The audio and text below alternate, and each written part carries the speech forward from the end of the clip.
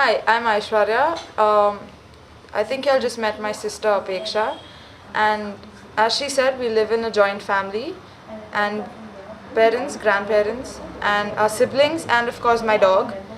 And we spend a lot of time together. The family spends a lot of time together. We eat our meals together, we watch TV together, and we get to bond so that we really know our parents and grandparents, what they like, what they dislike, everything.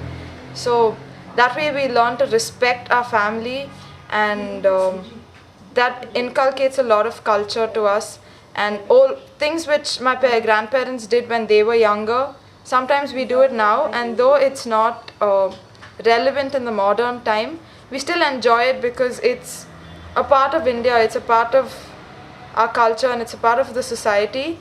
So I think living with my grandparents has made a huge difference to me, because my parents are pretty modern too, but because of them, my grandparents, I get to experience all the festivals of the Indian culture, and we celebrate most of the festivals. So we learn about everything India, the different gods that we have, the different religions that we have, the different practices that we follow, the superstitions that we follow, everything. It's a new thing every time. Every year we learn something new if we really sit and observe our festivals. And What is the superstition that you follow? there are a lot of superstitions. It may sound very silly, but there was a reason that it came about when it was formed. Some of the superstitions, one is you shouldn't cut your hair on a Tuesday, or you shouldn't cut your nails after dark. We believe that every superstition that the olden people came up with has a reason. It has a scientific reason, and maybe it's not completely relevant today, but they were very thoughtful when they came up with these thoughts. Okay, so the superstition, which the reasoning for the not cutting nails after dark is that in olden times there never used to be electricity, and there never used to be tube lights or bulbs or any such thing. So people did not want us to cut nails in the dark, so that other people wouldn't hurt themselves by stepping on the nails. Though we have lights and everything now, we just follow the superstition because that's what our mums did, our grandmothers did, our great grandmothers did. And there is a reason. There's a reason for every superstition. Another superstition is that pregnant women aren't allowed to go to the marketplace when, of course, when they're pregnant. It's only because the reason behind that is that the old people did not want pregnant women to go to the marketplace, because if there's any bacteria or anything that could harm the child, they wanted to prevent that. But that scientific reason has been termed and has become a superstition now. Modern Bangalore. From superstition, I'm going to modern India, modern Bangalore. Bangalore has made its mark on the map, and Bangalore is, I think it's very well known in most countries of the world now, because we're outsourcing a lot of jobs here due to the IT industry, and we have areas in Bangalore which are meant for they're called software parks. They have a lot of all the IT industries, the big IT industries over there, and we also have something called SEZs. They are the special economic zones, and companies which are located in the SEZs are given concessions by the government, and they are allowed to pay lesser taxes because they provide employment for so many people, and they're doing good for the city also. And because of the IT industry, the economy has gotten a lot better. The city has developed so much more, and we're attracting people all over the country, we're attracting people all over the world to come and live in Bangalore and experience the city. And In what other ways has it affected the city? there's a term coined now, it's called Bangalore, and this is actually for people outside of India who are losing their job because their companies prefer to outsource their jobs to people in Bangalore who can probably do it better. Also, I can say I take pride in saying that because I'm a Bangalorean, and also it costs cheaper for them it's cheaper for the companies to outsource the jobs to Bangalore because there's a lot of employment opportunities here. There are a lot of people who are ready to do the work, and What would you like to do? I'm actually already pursuing my career. I want to become a chartered accountant. That's also my grandfather's profession, so I hope to make him proud one day. And I finished my 12th grade 2 years back. I'm also doing my graduate course right now. It's called BCom, that's Bachelor of Commerce. And I'm doing my chartered accountancy. My chartered accountancy involves me having to work 7 hours a day in a chartered accountant firm so that I get hands-on experience in the field, and I'll be prepared to do it once I complete my exam. I have 3 exams to write in the course of the 3.5 years that's the duration of my course. And so for these exams we have to take classes. So my daily routine would be I get up in the morning, I go to class, finish my classes, go directly to work, go work for 7 hours, and then go for class again, and then come back. So it's a very hectic day, but at the end of the day it's worth it because I'm gonna reach my goal one day, and I'll do my parents proud, I'll do my grandfather proud, and I'll do myself proud, most importantly. Will you be staying here? I'm not sure, but I think I want to stay in India because this country has given me so much, and it's made me the person I am today. And also the entire I've done my education, everything here. So I want to be able to give back to my country, and if I'm going to go work elsewhere, I'm contributing to their economy and not India's economy. So I'd rather stay in India. Do you have big dreams for your future? What about a husband? When will he?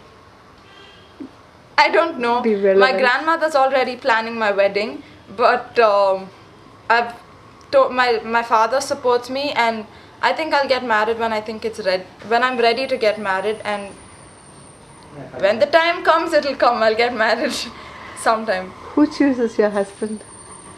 Me. I choose my husband. My parents have given me the freedom to do that, but my grandmother still wants to find a good boy from a good family who's studied well and whatnot. What do you tell her then? I tell her to give me time, let me finish studying, because that's very important to me right now, and it will be. So I've explained to her, and my father has also explained to her, and ultimately the decision is left up to me. Even if she finds a boy, she can't force me to marry him. So when the time comes, I'll get married. Have you had boyfriends? Actually, no, I haven't had any boyfriends because I don't have time for it. It may sound really cheesy and it may sound like a stupid excuse, but I haven't had any boyfriends. I've been really busy, and other than my CA and my studies, a couple of friends and me, we've started an organization. We work with underprivileged children on a monthly basis. We go more than a month, and we work with different types of underprivileged children.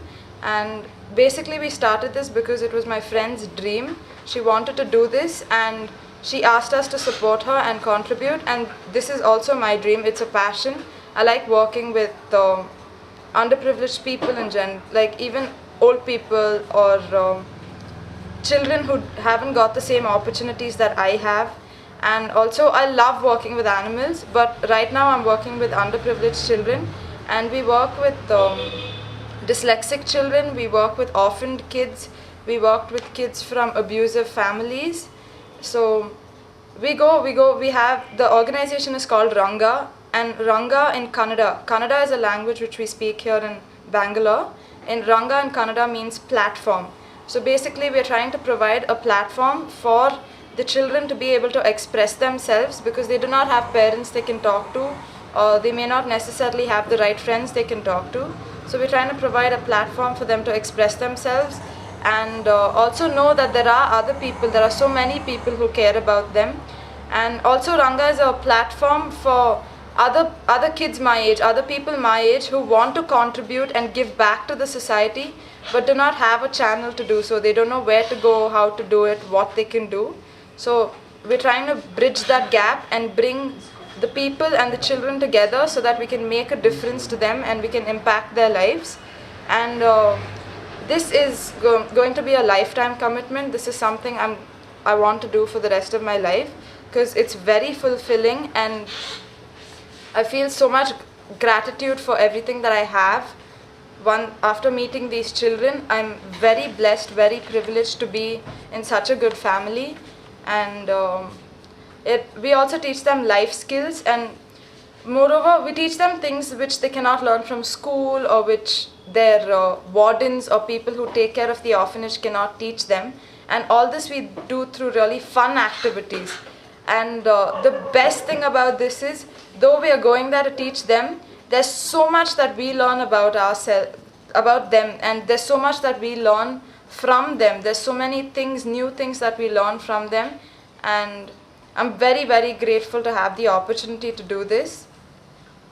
Is it something that a great number of your friends do? Or Actually, it's a small group. We started with 3 of us. That's 3 of my friends. And now our permanent team has extended to 5 people. So we are on the permanent team.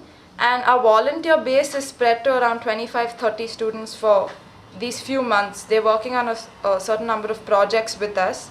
So we meet with them. We tell them what Ranga is about, what our objectives are, and what we aim at doing. And if they're interested, they can sign up for any of the projects that we have lined up for the near future. And if they are happy with their experience, and if they want to continue doing it with us, they're more than welcome to continue this, to stick to it. And if not, they can just walk away. It's completely up to them. And there are also so many of the volunteers who have their own projects, their own social projects that they want to start, but they've never got the help or the support to start it. So once they talk to us about it, and if it's something that aligns with Ranga's objective, then we are helping them also start their own social project, so that we create social entrepreneurs and impact the most number of people in the city. And things like this is what will make India more and more developed. are you all women? No, we're not all women. We are boys and girls of a similar age group. We're all around teenagers, and it's just so that we all think alike, and our wavelengths are match.